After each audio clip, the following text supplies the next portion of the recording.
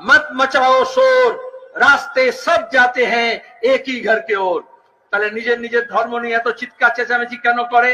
আসলে দোকানদারি খোলে, রাজনীতির নামে ব্যবসা করে।